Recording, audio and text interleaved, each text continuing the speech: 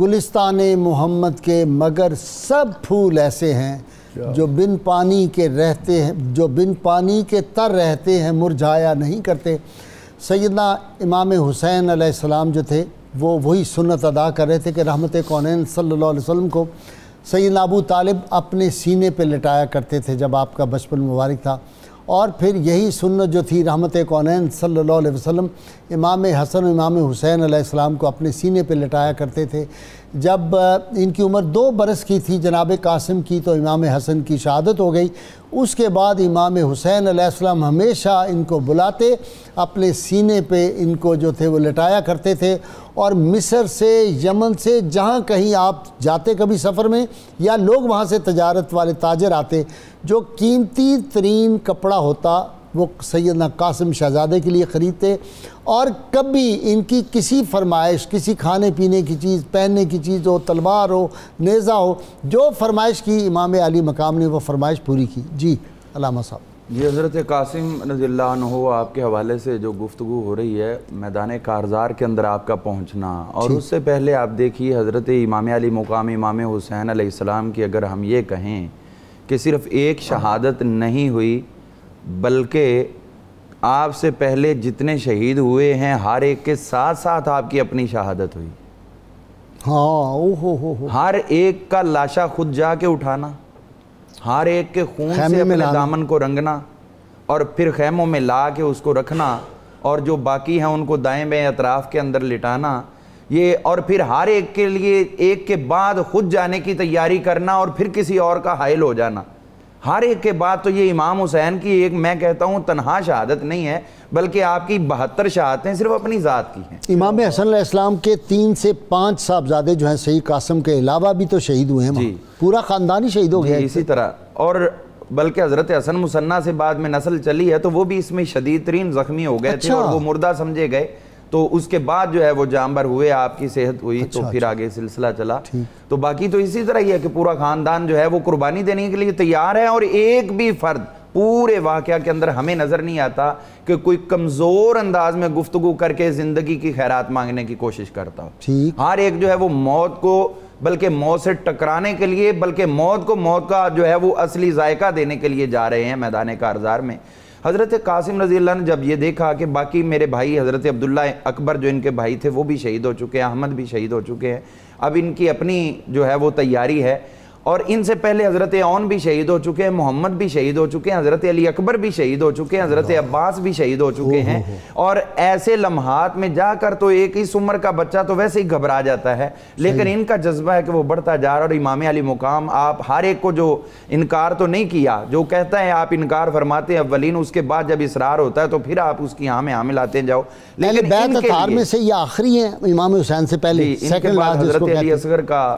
جو ہے وہ تو خیر دوسرے انداز سے تھا نا، میدان کارزار میں، ہاں جی میدان کارزار میں، ان کے بعد پھر امام حسین علیہ السلام جو ہے میدان میں آئے۔ جی جی، تو حضرت قاسم جب تیار ہوئے ہیں تو امام علی مقام جو ہے وہ قطعاً بھی اجازت نہیں دے رہے، اور چونکہ اس وقت کیفیت یہ تھی کہ لگتا تھا کہ یہ آخری فرد ہے، حضرت امام حسن کی اولاد سے باقی سارے جو ہے وہ شہید ہو چکے۔ اب ایک چچا کے لیے جس نے اتنے پیار سے رکھا ہو، اور جس سے جھلک اپنے بھائی کی بھی نظر آتی ہو، اپنے والد کی بھی نظر آتی ہو، اپنے نانا جان کی بھی نظر آتی ہو، تو پھر اس کو اجازت دینا کار دارد ہے۔ آپ کا یقیناً یہ حوصلہ ہے، آپ نے انکار فرمایا، کوثروں جتنا حوصلہ ہو، بالکل، اللہ، اور اس کے بعد جب وہ بات بڑھی تو تعویذ والا واقعہ جو ہے وہ ارباب فکر و دانش نے بہت کثرت سے بیان کیا ہے۔ کر دیں ذرا، خان صاحب نے جہاں چھوڑا تھا اس سے آگے کر دیں۔ آپ کا اس طرح ہوا کہ جب آپ نے انکار کیا تو یہ اصرار کرتے رہے، حضرت سیدہ زینب کی سفارش کروائی، سب کی لیکن امام نے انکار فرمایا۔ اس کے بعد جب یہ اپنے خیمے میں گئے تو ایک روایت کے مطابق ان کو خود خیال آیا، اور ایک روایت کے اندر والدہ محترمہ کو خیال آیا کہ ایک حضرت امام حسن نے ان کے بازو پہ تعویذ باندھا تھا، اور کہا تھا کہ جب زندگی کا مشکل ترین وقت ہو، جیسا تمہیں لگے کہ اس کے بعد مشکل نہیں آ سکتا، تب اس کو کھول کے دیکھنا۔ تو انہوں نے اس وقت اس کو کھولا تو وہ وصیت نامہ تھا اور اس کے اندر لکھا ہوا تھا کہ میرے بیٹے میں جانتا ہوں کہ میرے بھائی پہ ایک مشکل ترین وقت آئے گا اور اس وقت کے اندر میرے بھائی کی اپنی جان خطرے میں ہوگی اور میں بحیثیت باپ آپ کو وصیت کرتا ہوں کہ اس وقت میرے بھائی سے پہلے اپنی جان کا نذرانہ پیش کر اللہ. تو یہ ایک باپ دنیا سے جاتے ہوئے اپنے ایک ننھے بیٹے کے لیے وصیت کر رہا ہے جس کی عمر محض ابھی 3 سال ہے. اس باپ کا بھی کتنا حوصلہ ہوگا. ہر باپ یہ چاہتا ہے مرتے وقت کہ میری اولاد جو ہے وہ بڑے پھلے پھولے, اس کے اندر آگے رانائیاں آئیں, لیکن یہ عظیم باپ ہے جو اپنے وصال کے وقت بھی وصیت کر رہے ہیں کہ اپنے بھائی کے حوالے سے کہہ رہے ہیں کہ ان پہ تم نے قربان ہونا ہے. اور جب یہ وصیت نامہ کھولا گیا تو پھر امام کی خدمت میں پیش کیا گیا تو آپ کی آنکھوں میں آنسو جاری ہوئے, فرمانے لگے کہ اب اس کے بعد میرے لیے انکار کی گنجائش نہیں ہے. اس کے بعد یہ وہ ہستی ہیں جن کو امام علی مقام نے خود تیار فرمایا اور تیار کروا کے گھوڑے پہ بٹھایا اور بٹھا کے یہاں پہ جو ہے وہ ابن جریر طبری نے اور دیگر نے جو باتیں نقل کی ہیں, انہوں نے کہا کہ وہ ایسا نوجوان ہے اور یہ جو آئے ہوئے کوفی لوگ یہ ایک دوسرے سے پوچھ رہے ہیں کہ یہ سب سے زیادہ متنوع حسن والا یہ کون ہے, تو جس کو پتا ہوتا وہ بتاتے ہیں کہ یہ حضرت امام حسن کے بیٹے ہیں اور وہ ان کا تعارف کروا رہے ہیں. اور جب یہ گئے تو رجز کیسے پڑھے آپ نے, وہ بڑے ایک عظیم جوش والے ہیں اور آپ نے اس میں یہ پڑھا کہ ان تنکرونی فانا ابن الحسن سبت النبی المصطفیٰ المؤتمن. اگر تم نہیں جانتے تو اچھی طرح جان لو کہ میں امام حسن کا بیٹا ہوں اور مصطفیٰ کریم علیہ السلام ان کا میں سبت ہوں, ان کا نواسا ہوں. ہاذا حسین کل اسیر المرتہن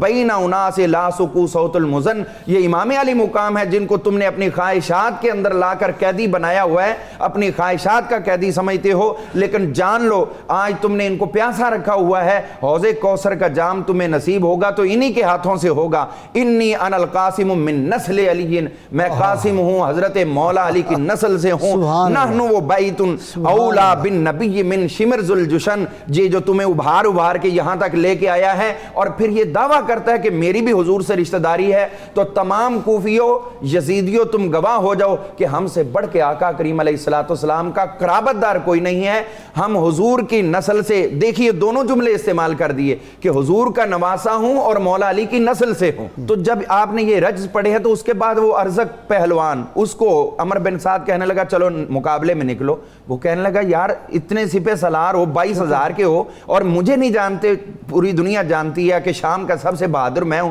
اور اس بچے کے مقابلے میں بھیج رہے ہو. عمر بن سعد کہنے لگا میں نے ان کو دیکھا ہوا ہے, ان کا بچہ بھی وہ شیروں سے بڑھ کے, اور پچھلے مناظر دیکھ چکے ہو, شیر کا بچہ بھی شیر ہوتا ہے, تو لہٰذا خود جاؤ. انہوں نے کہا نہیں یار میں اپنے بیٹے کو بھیج دیتا ہوں, ابھی اس کا سر لے کے آ جائے گا, تم ایسے خام مجھے بھیج رہے ہو, اس کے مقابلے میں جانا میری توہین ہے. جب وہ گیا تو امام قاسم کے ساتھ آمنا سامنا ہوا, جیسے ہی آپ نے زور سے نیزہ مارا اس کو اور اس کو گرایا, جب وہ زمین پہ گرا تو آپ نے بڑھ کے اس پہ حملہ کیا. کس طرح؟ اسی کی تلوار چھین کے اسی کا سر جو ہے وہ تن سے جدا کر دیا, اور وہ 1000 دینار کی قیمتی تلوار, تو اس تلوار کے ساتھ جو ہے وہ سر جدا کیا. جب اس کے بھائی نے دیکھا میرا بھائی قتل ہو گیا تو وہ جوش میں آ گیا. یہ ہو گیا واقعہ. اس کے بعد پھر جب یہ خود آیا تو اس کے بعد ارزق جو ہے اس کو واصل جہنم آپ نے فرمایا.